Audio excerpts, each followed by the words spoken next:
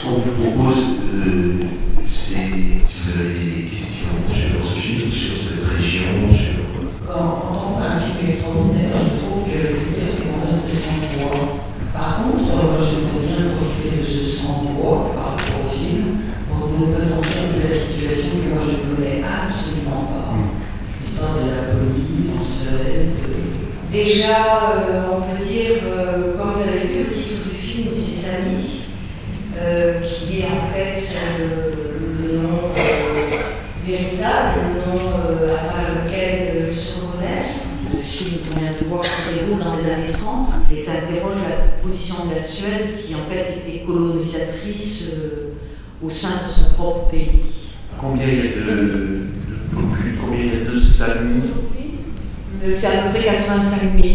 Il va y avoir à peu près 5% de Sami en Suède qui vivent sur le mode de vie que vous avez vu, c'est-à-dire plus particulièrement autour de l'élevage de rennes, qui est quelque chose de très important.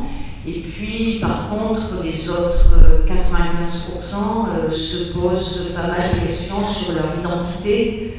Comment peut-on être encore Sami tout en vivant avec un autre mode de vie, etc. Est-ce que cet ostracisme dénoncé dans le film perdure? Oui, tout à fait. Il est important d'entendre que l'élevage de rennes réclame un territoire très extensif et que pour pouvoir continuer à vivre sur ce mode de vie, il faut qu'effectivement ils conservent beaucoup de rennes. Donc ils ont un territoire assez important relativement. Et là, depuis quelques années, le gouvernement suédois a pris un accord avec une compagnie britannique minière pour exploiter à cet endroit-là. Et l'extrême droite s'est saisie de cette affaire pour revendiquer ces terres et faire expulser les Samis.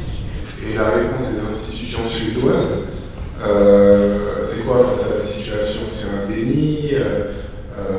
Et puis, chez cette population Sami, est-ce qu'aujourd'hui il y a des revendications pour valoriser leur culture ou est-ce qu'il y a toujours une marginalité très importante?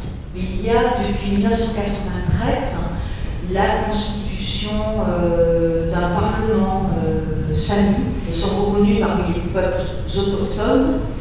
Et à la limite, on pourrait dire qu'ils se revendiquent aussi comme faisant partie du quatrième monde, en partant de l'idée que le premier monde serait donc l'Europe, le deuxième monde serait celui de la découverte de l'Amérique, etc. El Nuevo Mundo, le nouveau monde.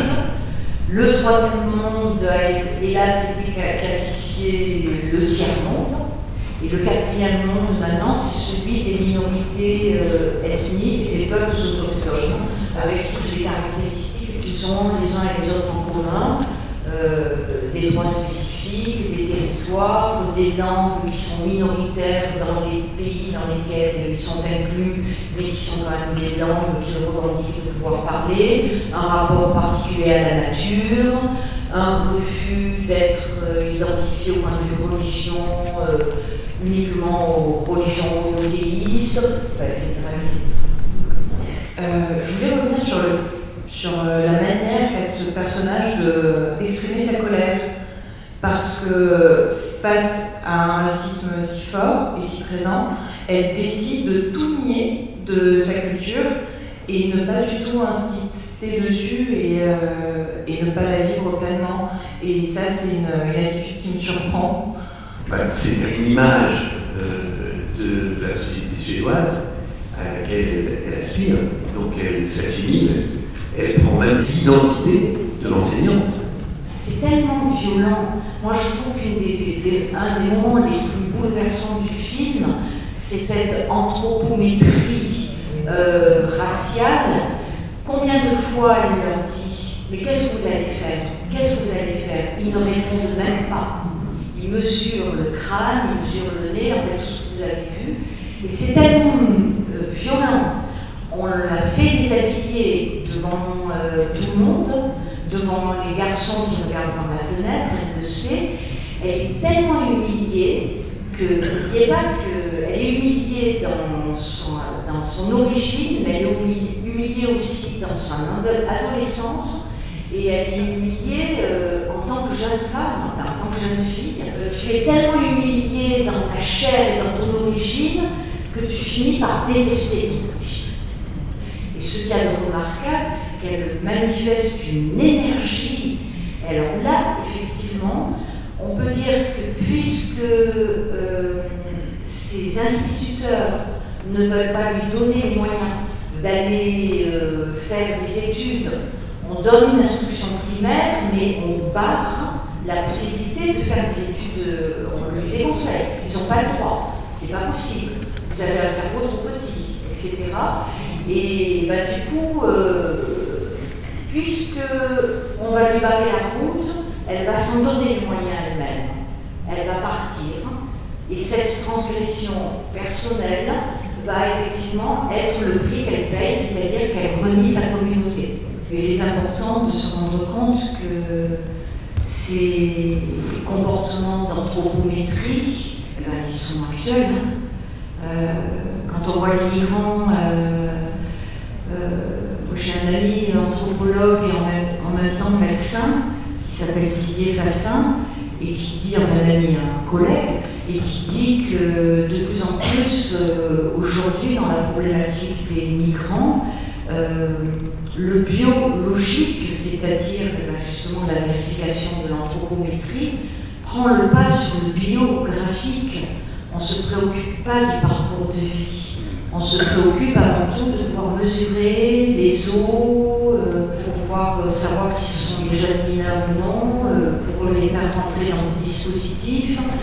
Et je lisais un article à propos des familles, mais qui rejoint ça, qui donne à voir qu'en plus ce sont des choses qui sont complètement erronées, parce que selon les conditions de nourriture, de difficultés, on peut avoir des développements différenciés qui n'ont rien à voir avec...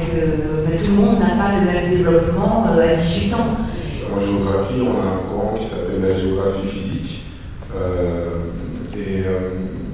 Ce qu'on a expliqué à l'université, c'est que dans une époque pas si lointaine que ça, en fait, les géographes, un peu comme les anthropologues qui allaient travailler dans les colonies, étudier certaines populations, expliquaient que dans les latitudes où il faisait chaud, par exemple, la fainéantise de certaines populations s'expliquait par le climat beaucoup plus chaud, la difficulté à travailler. Ce que je veux dire, c'est que on a évolué dans nos connaissances scientifiques, dans nos perceptions des choses, mais malheureusement, ce que vous dites là aujourd'hui, c'est que quelque part, la biologie reste quand même un élément pour expliquer pourquoi est-ce que certaines populations agissent d'une façon plutôt que d'une autre. Oui, sauf que ce que vous êtes en train de rappeler là, c'est ce qu'on appelle tout simplement l'essentialisme. Et réduire les comportements et les attitudes des individus à leur origine environnementale, on sait bien que c'est quelque chose qui est quand même totalement à la base d'un racisme qui s'est voulu scientifique, mais qui était complètement faux. Merci à vous tous, merci à Annelise et merci à Michel.